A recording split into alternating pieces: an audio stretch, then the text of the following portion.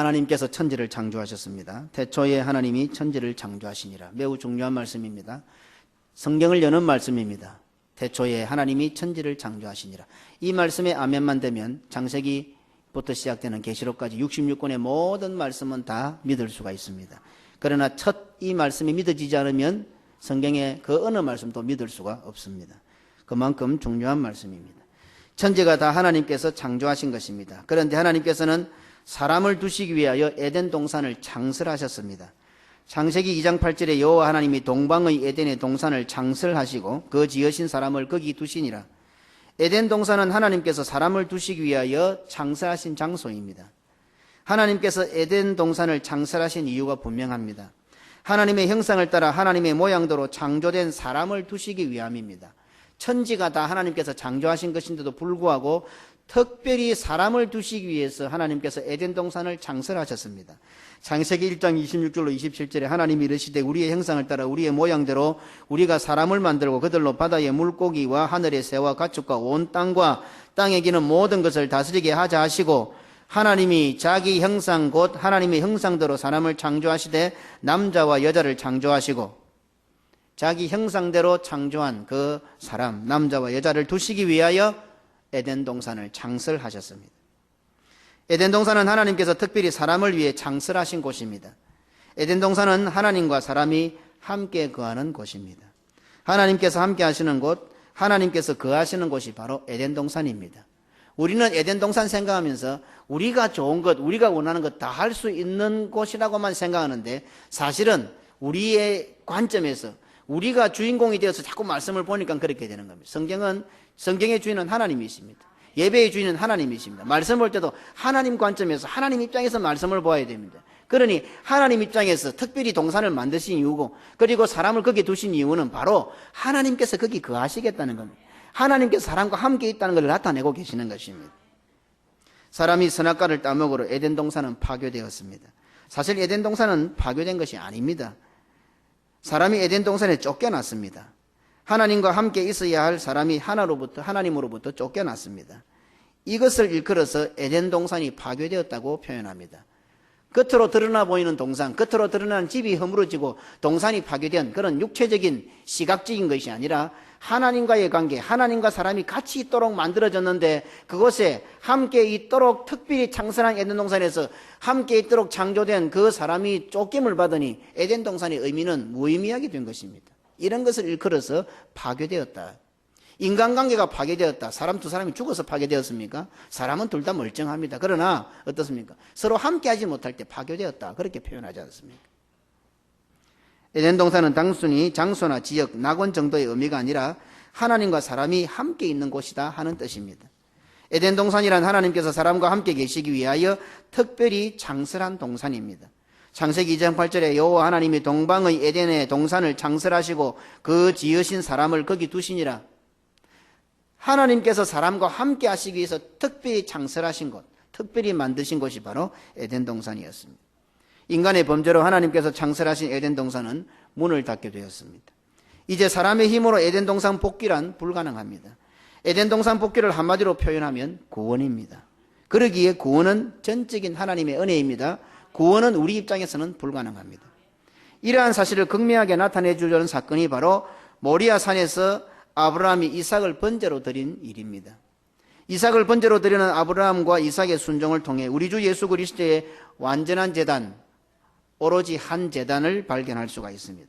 우리 주 예수 그리스도께서는 완전한 이삭이 되셔서 자신의 몸으로 완전한 번제를 드림으로 우리의 구원을 완성하셨습니다. 에덴 동산의 실패는 우리들에게 있어서 저주요 심판이요 애발산입니다. 에덴 동산의 회복은 우리에게 있어서 축복이요 구원이요 그리심산입니다. 그 구원은 새로운 여호와의 땅에서 준비되었습니다. 창세기 22장 14절에 아브라함이 그 땅 이름을 여호와 이레라 하였으므로 오늘날까지 사람들이 이르기를 여호와의 산에서 준비되리라 하더라. 여호와의 산에서 준비된 여호와 이레는 1차적으로 약속의 땅, 젖과 꿀이 흐르는 땅으로 완성이 됩니다. 파괴된 에덴 동산은 약속의 땅으로 젖과 꿀이 흐르는 땅으로 회복되었습니다. 하나님께서는 파괴된 에덴 동산을 약속의 땅으로 준비하시고 회복시켜 주셨습니다. 하나님께서 약속하신 새로운 에덴 동산은 젖과 꿀이 흐르는 땅이라고 말씀하고 있습니다. 신명기 11장 9절로 15절에 또 여호와께서 너희의 조상에게 맹세하여 그들과 그들의 후손에게 주리라고 하신 땅 곧 젖과 꿀이 흐르는 땅, 젖과 꿀이 흐르는 땅이 나오죠. 에덴 동산이란 땅이 이제는 젖과 꿀이 흐르는 땅으로 발전되고 회복됐습니다. 너희의 날이 장구하리라. 네가 들어가 차지하려는 땅은 네가 나온 애굽 땅과 같이 아니하니 거기에서는 너희가 파종한 후에 발로 물대기를 채소밭에 댐과 같이 하였거니와 너희가 건너가서 차지할 땅은 산과 골짜기가 있어서 하늘에서 내리는 비를 흡수하는 땅이요 네 하나님 여호와께서 돌보아 주시는 땅이라. 연초부터 연말까지 네 하나님 여호와의 눈이 항상 그 위에 있느니라. 내가 오늘 너희에게 명하는 내 명령을 너희가 만일 청종하고 너희의 하나님 여호와를 사랑하여 마음을 다하고 뜻을 다하여 섬기면 여호와께서 너희의 땅에 이른 비 늦은 비를 적당한 때에 내리시리니 너희가 곡식과 포도주와, 지금 비가 안 오는 것도 하나님 말씀을 청종 안 했다고 볼 수 있죠. 우리가 하나님 말씀을 청종하고 마음과 뜻을 다하여 하나님을 사랑하면 또 하나님의 진노가 거두어지고 이 땅에 비가 내리지 않겠습니까? 이른 비 늦은 비 적당한 때에 내리시리니 너희가 곡식과 포도주와 기름을 얻을 것이요 또 가축을 위하여 들에 풀이 나게 하시리니 네가 먹고 배부를 것이라. 약속의 땅, 젖과 꿀이는 땅, 가나안 땅은 이 땅에 세워진 하나님의 나라요 하나님의 백성들이 머무는 곳입니다. 하나님께서 사랑하시는 백성들과 함께 거하시는 에덴 동산입니다. 곡식, 포도주, 기름, 가축 먹고 배부르는 것이 우선이 아니라 하나님의 명령을 청종하고 여호와를 사랑하여 마음을 다하고 뜻을 다하여 섬기는 것이 우선인 나라입니다. 잘 생각해 보십시오. 하나님의 말씀을 청종하고 마음과 뜻을 다하여 하나님을 사랑하고 이것이 선행되었을 때에 곡식, 포도주, 기름, 가축, 먹고 배부른 것, 이른 비, 늦은 비, 적당한 때 다 나타나고 있습니다. 쉽게 적용해 보십시다. 성공하고 잘 되어서 하나님 잘 섬기라는 말은 거짓말입니다. 오늘 우리 성도들 잘 기억하십시오. 사업이 잘 되고 직장이 잘 되고 건강하고 원하는 것 잘 되어서 하나님 잘 섬기겠다. 학생들 특별히 잘 들으세요. 공부 열심히 해서 좋은 대학 가고 그래서 앞으로 성공하고 출세해서 하나님 잘 섬기겠다. 거짓말입니다. 우선순위가 바뀐 겁니다. 그런 거 없습니다. 똥을 먹고 밥을 살 수 없지 않습니까? 밥을 먹어야 똥을 사지요. 거꾸로 아닙니까? 거꾸로. 완전히 뜯어 고쳐야 됩니다. 성도들 사고방식을.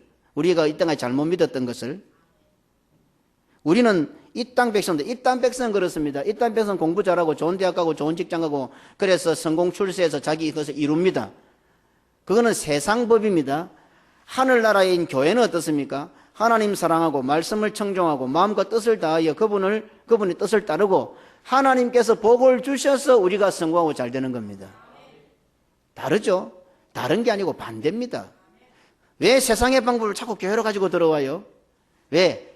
그래야 세상에 나오면 성공할 것 같거든. 그래야 세상에 나와 출세할 것 같거든. 그러니까 하늘 백성인 우리들이 자꾸만 미혹을 받는 거예요.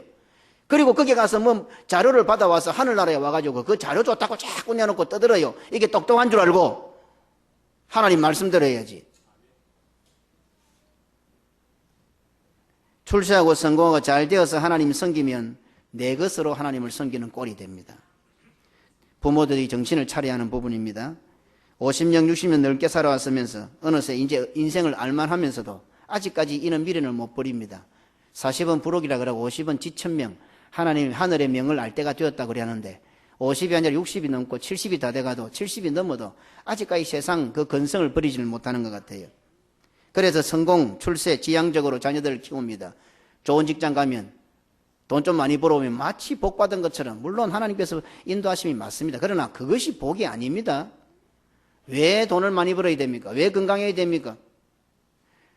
세상에 우리가요, 아무리 많이 벌어도요, 흉내도 못 내는 부자들이 너무 많습니다. 그러면 그 사람들은 너무 복을 많이 받았습니까? 그러면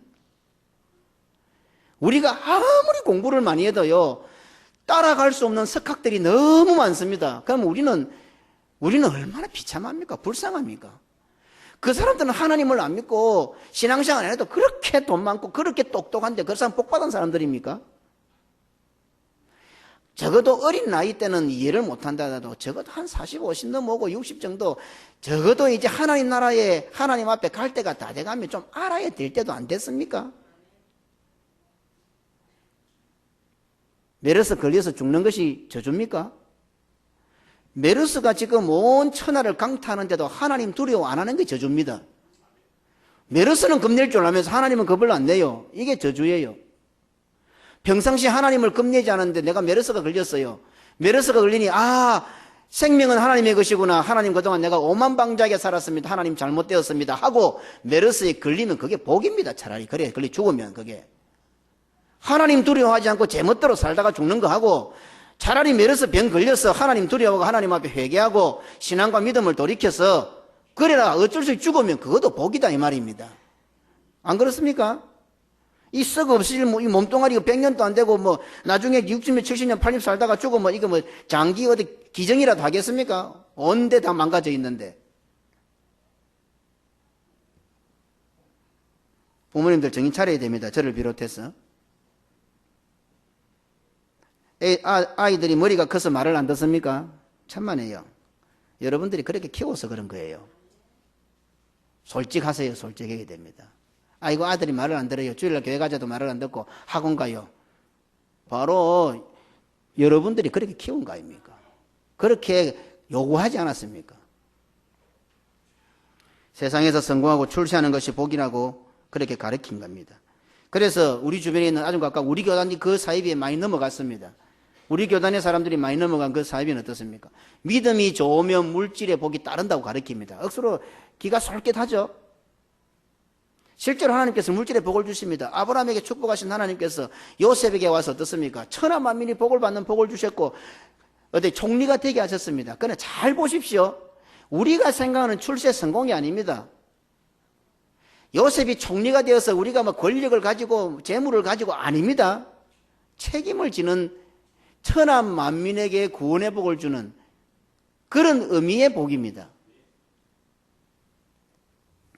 성공하고 출세해서 하나님을 위하여 사는 자식이 아니라 하나님의 은혜와 인도하심으로 성공하고 출세하는 자식이 되도록 가르쳐야죠. 쉬운 것 같습니까? 앞뒤를 잘 보십시오. 성공하고 출세해서 하나님을 위해 사는 자식이 아니라 하나님의 은혜와 인도하심으로 내 자식이 성공하고 출세해야 됩니다. 그래야 그 성공과 출세를 누구 것으로 생각합니까? 하나님의 것으로 생각합니다. 그리고 그렇게 가르쳐야 성공하지 못해도 출세하지 못해도 어떻게 해요? 의미가 있습니다. 우리 애들 보고 어제 아침에 그런 이야기를 했습니다. 공부를 하고 있으니까. 공부를 해서 무엇을 이루겠다고 생각하지 마라. 공부를 잘 해서 얻을 이루어 사는 게 아니고 지금 공부하는 그것이 하나님의 영광을 위해서 하겠다. 그래서 하나님께서 은혜를 안 베푸시고 하나님께서 지혜와 총명을 안 주시면 내가 공부를 못한다고 생각해라. 그러면 공부하는 것 자체가 하나님께 영광이라 이 말입니다. 그리고 나중에 뭔가 되었을 때는 하나님께서 인도하셨구나. 하나님께서 나이가 지혜와 총을 주셨구나. 대학을 졸업해도 자기 전공 따라가는 사람이 30%는 안 되잖아요. 한국에는 특별히 박사 실업자가 너무 많지 않습니까? 그러니까 하나님의 인도하심과 보호하심이 있어서 내가 공부를 하고 하나님의 인도하심과 보호하심이 함께해서 내가 앞으로 어떻게 졸업을 잘하고 좋은 데 가고 직장을 가고 앞으로 살아가는 삶의 자체가 목적이 하나님의 영광을 세워놓았기 때문에 그러면 나중에가 아니라 지금부터 살아가는 모든 순간순간이 다 하나님의 인도하심이요 하나님의 눈이 함께 계시는 것이요 하나님의 영광을 위해 사는 것이다 말입니다. 그게 가치가 있는 거죠. 그런 자식이라야 나중에 좀 잘 되어도 하나님의 영광을 위해 살 것 같지 않습니까? 오늘 부모님들 회개해야 됩니다. 회개 안 하면 자식들 바로 못 돌아옵니다. 오늘 공부하는 아이들도 잘 생각해 봐야 돼요. 지금 공부하는 것이 하나님의 영광을 위해서 해야지 나중에 공부 잘해서 좋은 대학 가서 판검사 되어서 돈 많이 벌어서 그런 사람 절대로 안 돌아와요. 내가 하는 공부 자체가 하나님께 영광이 되어야죠. 그러면 어때요? 주의를 지킬 수 있는 거예요. 주일날 학원 안 가는 거예요. 아이들에게 이럴 때부터 바르게 가르치기만 하면 아이들이 사고방식 공부는 하나님의 영광을 위한 것이다. 그런데 주일날 학교를 가고 학원 가면 하나님의 영광을 가리면 목적이 하나님의 영광이기 때문에 기쁨으로 안 갈 수 있는 거예요. 학교에서 오래 했어. 학원에서 오래 했어. 그렇게 말하는 엄마 아버지 당신 생각이 그런 거예요. 아들 생각이 그런 게 아니고 솔직하게 하나님 앞에 회개해야 합니다. 지금 안 하면 나중에 늦습니다. 지금이라도 말씀해 줄 때 오늘 에발산에서 저주가 선포되고 있습니다. 아멘하고 부모들부터 고치세요. 네, 부모들부터. 에덴 동산이 다른 장소와 특별한 곳, 하나님께서 함께 계신 곳이라는 정표로 하나님께서는 선악을 알게 하는 나무를 주셨습니다. 창세기 2장 17절에 선악을 알게 하는 나무 열매는 먹지 말라. 네가 먹는 날에는 반드시 죽으리라. 뭐 다른 표현이 없습니다. 먹으면 죽는다. 이 말밖에 없습니다. 그것도 좀 더 강조해서 반드시 죽으리라. 다른 나무 열매는 임의대로 마음대로 다 막 먹을 수 있습니다. 창세기 2장 16절에 여호와 하나님이 그 사람에게 명하여 이르되 동산 각종 나무 열매는 네가 임의로 먹되 임의로 네 마음대로 먹어라. 막 먹어도 된다 이 말입니다. 그러니 선악과를 보는 것은 눈에 보이지 않는 하나님을 보는 것과 같습니다. 선악과를 볼 때마다 하나님께서 살아계시고 하나님께서 함께 하시는 사실을 아담과 하와는 깨달을 수가 있었습니다. 모든 다른 나무 열매는 마음대로 먹을 수 있습니다. 그러니 뭐 하나님 계신지 안 계신지 별로 의식하지 못하는 가운데서 막 먹어도 하나님 눈에 안 보이니까. 그런데 마음대로 먹다가 딱 동산 중앙에 생활 중심에 선악과를 딱 보는 순간 이 먹으면 안 되지. 왜 먹으면 하나님께서 먹으면 먹는 날에는 반드시 죽는다. 그렇게 말씀하셨지. 하나님이 계시구나. 하나님께 나에게 말씀을 주시구나. 내가 에덴 동산에 살지만은 하나님이 눈에 안 보이지만 요 특별히 창설된 에덴 동산에는 하나님께서 우리와 나와 함께 계시는구나. 하나님을 보게 하고 하나님을 깨닫게 하고 하나님 말씀을 기억나게 하고 하나님과 함께 사는 것을 알게 하는 것이 바로 선악과였습니다. 하나님께서 나를 이토록 사랑하시는구나. 수많은 천지의 창조물 가운데 하나님의 형상과 하나님의 모양대로 나를 창조하셨구나. 나는 하나님의 분신이구나. 하나님의 사랑을 받은 자구나 라는 것을 깨닫게 하는 것이 바로 선악과다 이 말입니다. 왜 하나님께서 선악과를 만드셔서 우리를 곤란하게 만드는 것이 아니고, 그러면 결혼식 하지 말고 살아야지. 결혼 반지 안 주면 되지 그러면. 무슨 말인지 알겠습니까? 그러니 선악과를 보는 것은 눈에 보이지 않는 하나님을 보는 것과 같습니다. 선악과를 볼 때마다 하나님께서 살아계시고 하나님께서 함께 하신다는 사실을 깨달을 수 있는 동기가 됩니다. 사탄의 미혹에 넘어간 아담과 하와는 선악과를 따먹었습니다. 창세기 3장 6절에 여자가 그 나무를 본 적 먹음직도 하고 보암직도 하고 지혜롭게 할 만큼 탐스럽기도. 보십시오. 하나님은 먹으면 죽는다 이렇게 말했는데 먹음직하고 보암직하고 지혜롭게 하면 사람이 자꾸 사슬을 붙이는 거예요. 말씀에 사슬을 붙이면 말씀에 자기 생각을 주입시키면 안 돼요. 말씀에 자기 입장을 자꾸 넣다 보면요 말씀이 이상하게 빈질돼 버리는 거예요. 결과는 뭡니까? 따먹게 되고 불순종하게 되는 겁니다. 그 열매를 따먹고 자기와 함께 있는 남편에게도 주며 그도 먹은지라. 물론 아담도 똑같은 사람이지만 어때요? 자기만 그래서 물귀신 작전, 사탄은 꼭 물귀신 작전을 펼쳐요. 교회에 문제가 생기면 그 사람만 안 되면 꼭 물귀신 작전을 펼쳐요. 이게 사탄의 본색이. 하나님께서는 말씀대로 선악과를 따먹은 아담과 하와는 반드시 죽게 되었습니다. 그런데 아담은 930살까지 살았습니다. 창세기 5장 4절로 5절에 아담은 셋을 낳은 후 800년을 지내며 자녀들을 낳았으며 그는 930세를 살고 죽었더라. 어떻습니까? 죽었습니까? 선악과 따먹고? 선악과 따먹으면 반드시 죽는다 했는데 하나님께서는. 그럼 반드시 죽어버려야 되는데 930살까지 살았어요. 혹시 여기에서 93살까지 살 자신 있습니까? 그런데 아담은 930살까지 살았어요. 하나님은 죽는다고 하시지 않습니까? 그런데 안 죽고 930살까지. 그는 죽은 거 아니잖아요. 어찌 보면요. 거의 천사를 살았는데요. 육체적인 죽음에 급급해하는 우리들의 모습이 하나님께서 생각하시는 죽음과 얼마나 거리가 멀어 있는지를 깨달아야 합니다. 오늘 예배 드리기 전에 살인에 대해서 말씀을 드렸죠. 살인하면 우리는 항상 육체적인 것만 생각합니다. 그러니 하나님의 의도를 간파하지 못하는 것이에요. 어떻게 너희 중에 소자 하나를 실족게 할 빼기사 연자 몇 돌을 메어서 바다에 빠뜨려 죽여버리라. 살인보다도 실족이 더 큰 죄가 된다 하는 것을 성경은 말씀하고 있습니다. 하나님과 함께 있지 못하는 것이 바로 죽음입니다. 우리는 병들면 저주라고 생각합니다. 혹시 병들면 저주 심판이 많습니까? 몸에 어떤 병이 생기면 암이 생기면 저주입니까? 하나님을 보게 하는 눈이 멀어지는 것이 그게 저주예요. 전에는 주님, 예수님, 신앙, 교회만 생각해도 마음에 뜨거움 일고 그런데 착잡하지요. 그게 저주예요. 아니 몸이 이거야.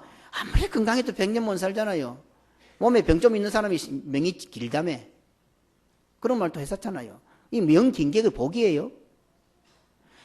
왜 장수의 복인 줄 아십니까? 이 땅에 한 번 왔다 가는데 하나님의 일을 많이 할 수 있는 시간을 주시니 장수의 복이지. 하나님과 거리가 멀어지고 하나님의 은혜도 모르고 살아가고 내 마음대로 살아가는데 그게 오래 사는 게 무슨 복이에요. 오래 사는 것만큼 벌이 많지. 하나님과 멀어지는 것, 하나님으로부터 쫓겨나는 것, 함께 있지 못하는 게 바로 죽음이다 이 말입니다. 간혹 TV에 잃어버린 자녀를 찾는 부모에 대한 방송을 합니다. 40년이 넘었습니다. 아들 잃은지 딸을 잃은지. 그래서 그 부모는 이미 노인이 8순 9순이 되었습니다. 그러면 그 아이는 몇 살이겠어요? 50살쯤 되었어요. 60살이 다 돼가요. 그런데 그 부모가 그 아이를 찾는다고 지금도 한평생 아무것도 못하고 평생 동안 아들 딸 찾고 있는 그런 부모들이 있어요. 물론 집을 나간 그 자녀의 고생도 생사도 가슴 아픈 일입니다. 하지만 자녀를 잃어버린 부모의 심정은 말로 표현할 수가 없습니다. 오늘 여기 대부분의 부모님들인데 부모에게서 가장 큰 아픔이 뭐겠어요? 뭐 사업, 뭐 돈, 뭐 여러 가지 있을 수 있겠지만은 내 자식이 내보다 먼저 가면 그거는 정말 아프다 그러대요. 혹시 그런 분이 있으면 이해하시길 바랍니다. 선악과를 따먹은 후 반드시 죽게 된 아담과 하와보다도 하나님의 집에서 내가 쫓아야 하는, 하나님으로부터 분리되는 것이 죽음인데 그 하나님으로부터 에덴 동산에 내어 쫓아야 하는, 다시 말해 죽음의 길로 내몰아야 하는 하나님 아버지의 심정이 어떨까요? 항상 우리 입장에서 말씀을 보니까 아담과 하와가 쫓겨났다고 생각하는데 에덴 동산으로부터 쫓겨난 건 죽음입니다. 사실 우리는 그걸 잘 인지를 못합니다. 그러나 하나님은 다 아십니다. 하나님께서는 사람이 에덴 동산에 쫓겨난 게 죽음인 줄 압니다. 그러면 어떻게 해요? 하나님의 손으로 자기 사랑하는 자기 분신과 같은 아담과 하와를 죽음의 길로 내몰아야 됩니다. 아무리 악한 부모가 있다 하더라도 정상적인 부모라면 자기 자식을 죽음의 길로 내모는 부모가 어디 있겠어요? 잃어버림을 당한 그 아이들이나 그 생사의 아픔도 있겠지만 사실은 어떻게 해요? 잃어버린 부모의 심정, 죽음을 향해서 나아가는 그 자녀를 보는 부모의 심정이 더 아프지 않아요? 그러니 알고 보면 떠나가는 아담과 하와가 죽은 것이 아니라 사실은 하나님 마음이 죽은 거예요. 하나님 마음이 아파서 죽을 지경이 되어버린 거예요. 우리는 지난 시간에 에발산에 한 제단을 쌓았다는 말씀을 살펴보았습니다. 말씀에 관심을 가지고 본 사람은 고개를 갸우뚱하는 말씀이 있었을 것입니다. 여호수아 8장 30절에 그때 여호수아가, 잘 보십시오, 이스라엘의 하나님 여호와를 위하여 에발산에 한 제단을 쌓았으니. 좀 이상하죠? 하나님을 위해서 제단을 쌓았다 그렇게 표현합니다. 제단은 속죄의 장소입니다. 그렇다면 제단은 죄를 범한 용서를 받아야 할 우리를 위한 제단인데 성경은 독특하게 여호와 하나님을 위하여 제단을 쌓았다 이렇게 표현하고 있습니다. 물론 이 어원적으로 원문적으로 보면 이 여호와의 제단은 소유격으로 하나님의 제단으로 해석할 수 있습니다. 제단은 제사는 철저히 하나님 중심이어야 합니다. 하나님께서 받아주시지 않으면 아무 소용없습니다. 그러니 오늘 우리가 예배를 드릴 때도 오늘 이 제단을 쌓았는데 하나님의 제단을 쌓아야죠. 하나님께서 받아주시는 예배를 드려야죠. 우리의 예배를 드려서는 안 됩니다. 내 중심의 예배를 드려서는 안 됩니다. 하나님이 드러나는 예배, 하나님께서 영광 받으시는 예배, 하나님 마음을 흡족하게 하는 예배를 드려야 우리에게 희망이 있습니다. 제단을 쌓았는데 제사를 드렸는데 하나님 안 받아주시면 가인이 되죠. 우리가 제사를 쌓았는데 하나님께서 받아주시면 아벨의 제단이 되죠. 수많은 것을 가져왔는데 하나님께서 안 받아주시면 하나님께서 안 보여. 헌금교를 향해서 딱 돌아 앉으셨는데, 보고 앉으셨는데 수많은 사람이 많은 돈을 가져왔지만 예수님께서 받아주지 않는 거예요. 과부가 두 렙돈 자기의 전부를 가져와서 하나님 앞에 드렸는데 하나님께서 받아주신 거예요. 예배는 하나님 중심입니다. 예배는 하나님께서 받으시는 것이지 우리가 하는 게 아닙니다. 그렇지만 한글 성경도 아버지 하나님의 이런 심정을 매우 잘 표현하고 있는 것 같습니다. 이스라엘의 하나님 여호와를 위하여 에발산에 한 제단을 쌓았으니, 좀 쉽게 표현하면 죽어가는, 지금 병에 걸려 죽어가는 내 아들이 있습니다. 내 아들 위해가 있는데 특효약이 개발됐어요. 그러면 특효약을 낳았습니다. 그러면 죽은 아들이 살아나죠. 그런데 그 표현을 어떻게 해요? 우리는 기도를 그래야 하잖아요. 내 아들이 죽어야면. 저는 선교지에서 이 병원에 갈 수 없는 그런 상황에 그런 기도를 자주 했습니다. 우리 애들이 일이 펄펄 나고 막 일 아프면 손을 놓고 기도합니다. 하나님, 차라리 제가 아팠으면 좋겠습니다. 혹시 우리 아들이 낫고 제가 아프면 안 되겠습니까? 아마 그런 기도 해본 분들 많이 있을 거예요. 저는 성경에 있었으니까 종종 그런 기도를 한 적이 있습니다. 애들 데리고 어디 가서 그런 일들을 만나면 그런 기도를 합니다.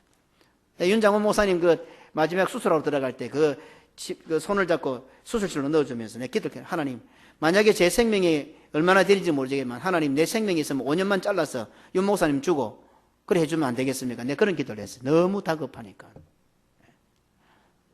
그런 기도 해보셨습니까? 제가 그 윤 목사님 수술 들어간 침대를 잡고 하나님 마지막으로 그런 기도를 해요. 하나님 내 5년만 50년 주라고는 너무 아깝더라고. 너무 아까워서 5년만 하나님 내 생명 5년만 좀 잘라서 우리 윤 목사님 주시면 안 되겠습니까? 제가 울면서 그렇게 기도를 했어요.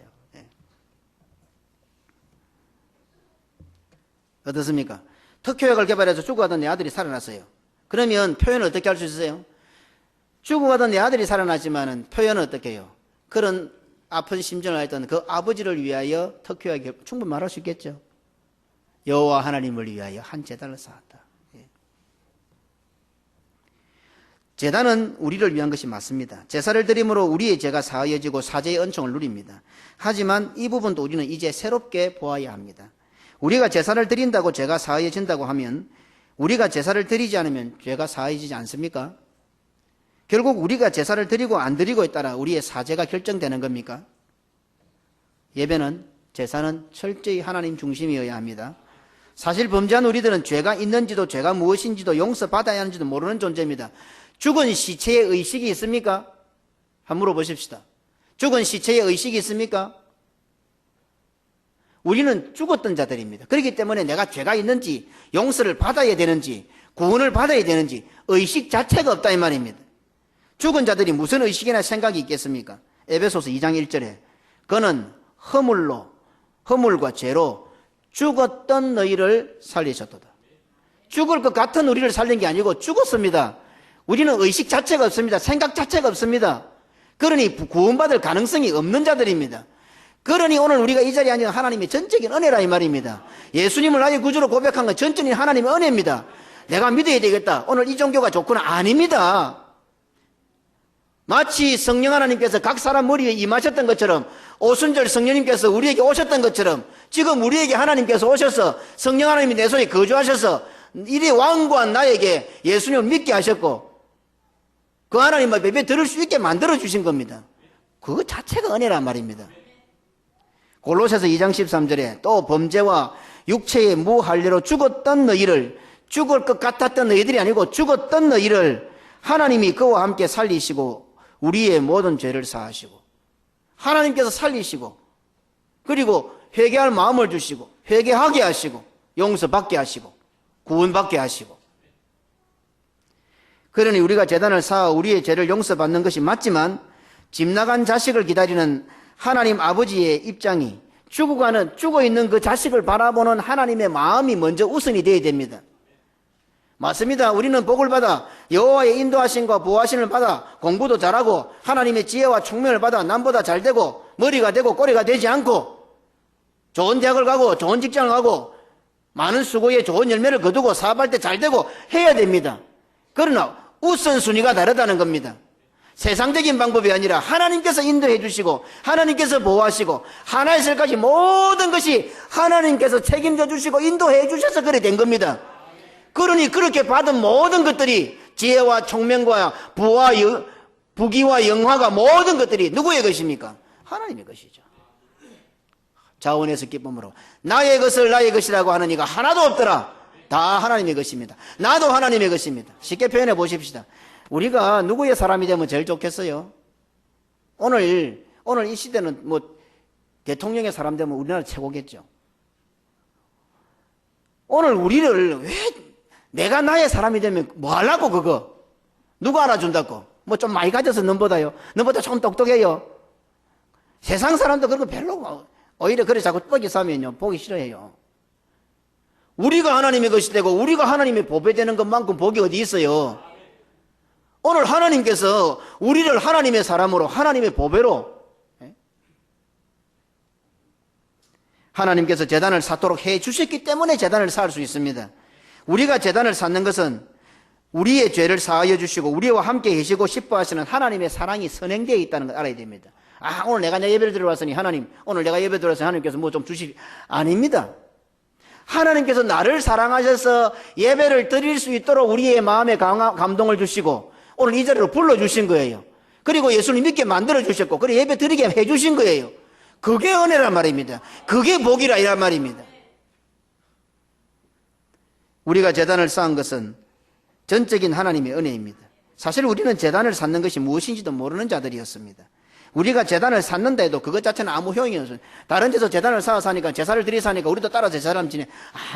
그거는 바알과 아세라의 제단입니다. 자기 몸을 자해하고 피를 내고 난리를 죽이도 밤새도록 곡을 해도 푸닥거리를 해도 그 제단은 아무 의미가 없습니다. 오늘 우리가 예배 드리는 것이 동일합니다. 하나님께서 안식 후 첫날, 부활의 날, 주의 날을 우리들에게 허락해 주셨습니다. 예배를 드릴 수 있도록 해 주신 겁니다. 우리가 예배 드리는 것은 우리를 향하신 하나님의 사랑이 선행되었다는 뜻입니다. 오늘 우리가 예배 드리는 거 이거 쉽게 생각하면 안 됩니다. 자유롭게 교회 올라오셨죠? 그래서 내 마음대로 안 온다고 안 올 수도 생각하시죠? 그거는 거 아닙니다. 우리 사업을 하다 보면 무슨 비딩을 해가지고 뭘 따내잖아요. 제가 외국에 가서 보면 뭐 따내는 것 때문에 기도를 참 많이 했었는데요. 오늘 우리가 이 자리에 올 수 있도록요, 하나님은요, 자기 목숨을 내놓았어요.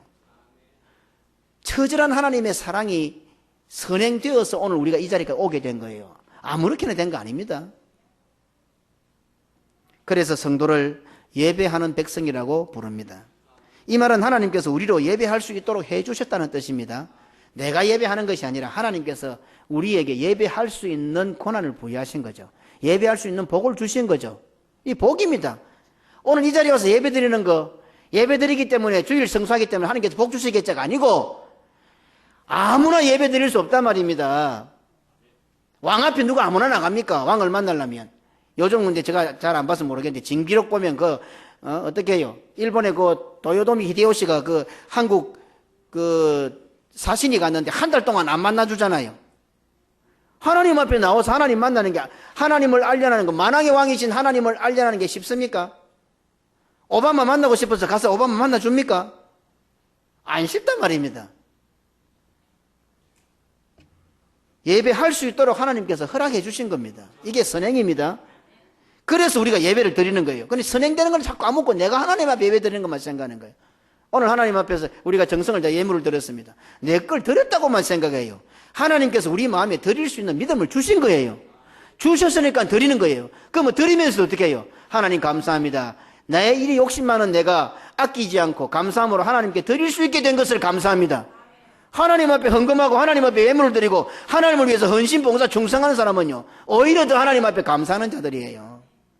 사실 안 하는 그 사람들이 잘못된 거죠. 사실 알고 보면. 하나님을 알게 해주셨고 하나님의 사랑을 받았다는 뜻이 됩니다. 이런 예배에 참여하면서 우리는 어떻게 말들을 잘합니까? 은혜 받으러 왔다. 이런 표현은. 오늘 은혜를 받아 오셨죠? 이렇게 표현. 어떤 의미에서 맞습니다. 우리 오늘 이 우선이 바뀐 것에 대해서 제가 지금 설명을 붙여보는 겁니다. 오늘 우리가 이 예배를 드릴 수 있다는 것 자체가 우리로서는 불가능합니다. 하나님의 특별한 은혜, 하나님께서 특별히 창설하신 예배의 자리에 오늘 우리가 올라왔습니다. 선별되어서 올라왔습니다. 하나님께서 동방의 에덴의 동산을 창설하신 것처럼 예수 그리스도의 목숨과 맞바꾸어서 개금교의 예배라는 예배를 창설하셨습니다. 이 자리에 특별히 우리를 두시고 계신 겁니다. 이 자리에 둔 자체가 복입니다. 그럼 이 자리에 들어온 것이 특권이죠. 그런데 이 특권의 자리에 들어오면서 우리는 어떻게 생각합니까? 은혜 받으러 왔습니다. 오늘 기도 제목 많이 갖고 왔습니다. 하나님 오늘 뭘 줄랍니까? 좀 이상 안 하냐 이 말입니다. 그 논리가. 많은 사람들이 있는데 저 사람들은 못 들어오고 있는데 특별히 하나님께서, 나는 생각도 없고 의식도 없었는데 특별히 나를 지명하여 불러서 성령 하나님께서 오셔서 믿게 하셔서 이 자리를 우리가 특별히 이 천상의 자리에 이 하나님의 초대의 자리에 앉게 되었습니다. 부름받은 자체가 복인데 이 자리에 오면서 하나님 앞에 청구서를 턱 오늘 내가 이 자리에 왔으니까 이거 내놓이소. 안 웃기느냐 이 말입니다. 오늘 제가 드리는 설명은. 물론 은혜 받지요. 그러나 우리 오늘 은혜 받으러 위로 받으러 왔으면 좀 안 웃깁니까? 이 자리에 온 것보다 더 큰 복이 없는데 내 세상에 조그마한 위로 조그마한 은혜 그거 정말 이 자리에 앉은 거 비하면 아무것도 아닌데, 아무것도 아닌데. 주일을 성수할 수 있게 되었고 우리가 예배 드릴 수 있게 되었다는 것은 그것 자체가 이미 말로 표현할 수 없는, 천하를 주고도 바꿀 수 없는 은혜와 사랑을 받은 것입니다. 썬데이를 로더스데이로, 일요일을 주일로 지킬 수 있는 자체가 이미 세상을 주고도 바꿀 수 없는 은혜와 사랑을 입은 증거입니다. 여러분들이 믿든 안 믿든 알든 모르든 깨닫든 못 깨닫든 어쨌든 예배의 자리에 와 있다는 것은 천하보다 귀한 은혜와 복을 받았다는 증거입니다.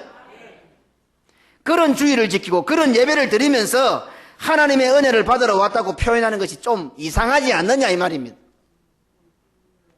아버지를 배신하고 아버지 재산 훔쳐서 도망가 탕진하고 집을 떠남으로 아버지의 위신과 체면을 깡그리 뭉개버린 자식을 눈 빠지도록 기다리시고 자식을 받아주시는 아버지 앞에 나오면서 자신의 필요사항이나 자신의 요구사항을 덜 먹이는 것이 말이 되겠느냐 이 말입니다. 집 나간 탕자가 이래가 안 됐구나. 우리 아버지 집에는 품꾼도 이렇지 않는데 그러면서 아버지 집에 와가지고 아버지 내 나가서 이런 고생했고 저런 고생했고 저렇게 힘들고 이렇게 힘드니 아버지 나를 이렇게 위로해주고 이렇게 은혜를 이런 말이 나와가 되겠냐 이 말입니다. 집 나간 우리들이. 누가복음 15장 20절에 이에 일어나 아버지께로 돌아가리라. 아직도 거리가 먼데 아버지가 그를 보고 척은 여겨 달려가 목을 안고 입을 맞추니. 보십시오. 집 나가는 그때부터 아버지는 저 멀리 동구밭 끝에 그 연세 많은 분이 눈을 이래 뜨고 아들이 오는가 싶어서 기다리고 계셨던 거예요. 아들은 부끄러워서 미적미적 동네로 들어오지도 못하고 있는데 아버지는 알아보고 멀리서 상거가 먼데 멀리 뿌옇이 보여도 아들인 걸 직감적으로 느끼는 거죠. 뛰어나가서 아들을 안으로 가는 거예요. 이런 아버지께 와서 우리가 해야 할 말이 있다면 무엇이겠습니까? 또 이런 아버지께 와서 입 꾹 다물고 불뚝하게 앉아있으면 되겠습니까? 이렇게 아버지가 나를 기다리고 쫓아와서 나에게 입을 맞추고 나를 안고 계신데 그 아버지 앞에 할 말이 없다고 입이 10개라도 할 말이 없다고 입 뚝 다고 불뚝하게 이래 있으면 되겠습니까? 또 말을 하면 무슨 말을 해야 되겠습니까? 누가복음 15장 18절로 19절에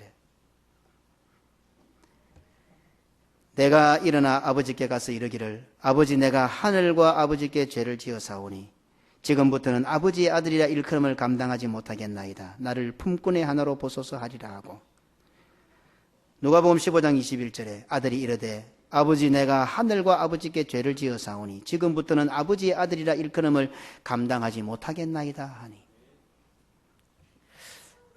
이게 예배입니다. 이게요. 우리는 도무지 올 수 없는 자들이었어요. 배신하고 사랑을 배신하고 돌아서고 돌아섰는데 아버지가 기다리고 계셨다가 우리를 안아주셨어요. 그런데 어떻게 해요? 우리가 뭐 그리 대단한 군사라고 대단한 아들이라고 감히 하나님 앞에 나오면서 은혜가 되니 안 되니 이유를 달아요? 어떻게 내 마음에 맞니 안 맞니 이유를 달 수가 있나 이 말입니다. 하나님 앞에. 오늘까지 예배를 그래 드렸어요. 오늘까지 교회를 그렇게 왔어요. 목사가 되고 장로가 되고 평생 예수 믿어도 다 잘못 믿은 거예요. 어떤 그런 자세로 예수를 믿어요? 아버지여 무슨 말씀이라도 하옵소서. 나는 이제 아들 아닙니다. 일꾼도 아닙니다. 품꾼이 하나입니다. 비정규직입니다. 일 있으면 시키고 일 없으면 안 시키고 무슨 일이든지 시키시옵소서. 아버지. 아버지라고도 못 부르겠습니다. 이게 예배를 드리는 자세예요. 그런데 우리는 하나님 앞에 오늘 내가 주일을 지켰으니 하나님 복 주십시오. 도대체 이런 발상들이 목사가 잘못된 거지. 잘못 가르치지 이때까지. 이제 잘 가르칩니다. 바로 가르칩니다. 오늘까지 잘못된 거 고치고 바르게 정립하십시오. 어디 하나님 앞에서 은혜 달라 위로 달라 이렇게 표현할 수 있어요. 하나님 주시는 거 무조건 받아야지. 뭐가 그리 대단한 자식이라고 이것도 해주고 저것도 해주고 요구사항이 그래 많아요. 뭐가 그리 잘났다고 감히 하나님의 존재 앞에서 우리가 원망불평할 수 있겠습니까? 오늘까지 얼마나 잘못된 예배를 드리는지 저를 비롯해서 모두가 회개해야 합니다. 지금도 잘못된 예배를 드리고 있는 사람이 있을지도 모릅니다. 에덴 동산에서 쫓겨난 것입니까? 하나님께서 그냥 쫓아내신 것입니까? 반드시 죽으리라는 것을 알면서 선악과를 따먹었습니다. 에덴 동산에서 쫓겨난 것은 전적인 우리 잘못입니다. 그러고 보면 사실은 탕자처럼 우리가 집을 나간 것과 똑같습니다. 그때부터 하나님 아버지께서는 나를 기다리고 계십니다. 자리는 와 있지만 하나님 앞에 나오지 않은 분들 없습니까? 아버지는 기다리고 있습니다. 그것만은 꼭 기억하시기 바랍니다. 하나님은요 기다리고 계십니다. 목사도 기다리고 있습니다. 우리 힘으로는 결코 집으로 돌아갈 수 없는 것을 아시기에 메시아를 보내셔서 친히 우리를 데려갈 수 있도록까지 조치해 주셨습니다. 오늘 우리가 공예로 예배의 자리에 참여한 것은 장차 우리의 본향 우리의 집으로 천국으로 돌아갈 수 있다는 사실을 확인하는 것입니다. 이 예배의 자리는 예수 그리스도를 믿는 믿음으로만 가능합니다. 예수 그리스도를 믿는 믿음으로 이 자리에 참여할 수 있습니다. 마찬가지로 장차 우리의 본향 고향 천국에 들어가는 것도 오직 예수 그리스도로만 가능합니다. 에덴 동산이 파괴되기 때문에 우리 힘으로는 에덴 동산 못 찾습니다. 그래서 하나님께서 사신을 메시아를 보내주셨습니다. 그분이 우리를 데리고 가시는 겁니다. 예수 없이는 그 누구도 에덴 동산으로 갈 수가 없습니다. 에덴 동산에서 쫓겨난 정도로만 생각합니다. 집 나간 탕자 정도로만 생각합니다. 지금 이 예배 자리에서 은혜 받지 못한 정도로만 생각합니다. 오늘 못 받으면 다음에 받지 뭐. 교회 생활에서 멀어진 정도로만 생각합니다. 아닙니다. 바르게 하십시오. 죽은 것입니다. 에덴 동산에 쫓겨나는 것은 죽은 것입니다. 아담은 930살까지 살았습니다. 그런데 하나님 뭐라 했습니까? 반드시 죽으리라 했습니다. 그렇죠? 집 나간 거 아닙니다. 조금 멀어진 거 아닙니다. 죽은 것입니다. 그래서 우리들을 일컬어서 중생한 자, born again, 다시 살아났다라고 표현합니다. 집을 나갔으면 돌아온 자라고 해야죠. 그런데 우리 보고 돌아온 자는 압니다. 다시 산 자라고 표현합니다. 주일날 뭐합니까? 부활하는 것입니다. 주일은 부활의 날, 사는 날입니다. 다시 돌아온 날이 아니고 사는 날이라고 표현합니다. 그렇죠? 주의 안식 후 첫날, 주의 날, 부활의 날. 다시 말해서 어떻습니까? 하나님께서 살려주시는 날입니다. 죽은 사람이 살아야겠다는 생각이나 의식이 있습니까? 아닙니다. 우리는 그것조차도 없습니다. 그냥 하나님께서 살려주신 것입니다. 하나님께서 우리를 보실 때 죽었다가 살아난 아들인 것입니다. 우리는 그걸 잘 모릅니다. 하나님 입장에서 섭습니까? 우리는 마치 교회를 온 것 같지만 하나님 입장에서는 저 봐라, 저놈 죽었다가 살아났다. 내 아들. 죽었다가 살아난 내 아들이다. 이렇게 말씀하십니다. 어쩌면 사탄이 와서 참수할지 모릅니다. 처자들처럼. 첫째 아들이 와서 아버지한테 뭐라 합니까? 아버지 일할 수 있습니까? 자기 전에 다 가지고 탕진하고 창기하고 놀아놓은 놈이 돌아왔는데 아버지 이렇게 송아지 잡고 이렇게 잘할 수 있습니까? 어쩌면 사탄이 하나님께 와서 우리 보고 저거 다 아버지, 하나님 아버지 배신하고 도망간 놈들인데 어떻게 저런 놈들이 왔습니까? 그때 하나님께서 뭐라 말씀입니까? 죽었다가 살아난 내 아들들이다. 우리를 보고, 나를 보고 죽었다가 살아난 내 아들들이다. 예배는 우리가 하나님께 드린다기보다도 우리가 하나님 예배 드린다가 아니라 예배는 우리가 하나님의 사랑을, 하나님께서 우리를 살려주시는 날, 죽었다가 살아난 그 자식을 다시금 가슴에 안는 시간이 바로 예배 시간입니다. 죽은 자식이 고통스럽겠습니까? 죽은 자식을 생각하는 부모가 고통스럽겠습니까? 죽었다가 살아난 하나님의 목숨과 맞바꾸어 살려주신 자들이 바로 여기 있는 우리들입니다. 어때요? 별거 아닌 것 같습니까? 오늘 이런 표현 한번 써볼게요. 당신은 하나님의 목숨과 맞바꾼 존재입니다. 더 큰 복이 있습니까? 그래서 오늘 이 시간 하나님께서는 나를 향하여 여러분 한 사람을 통해서 이놈아, 너는 죽었다가 살아난 내 자식이다. 하나님께서 이렇게 말씀하시는 거예요.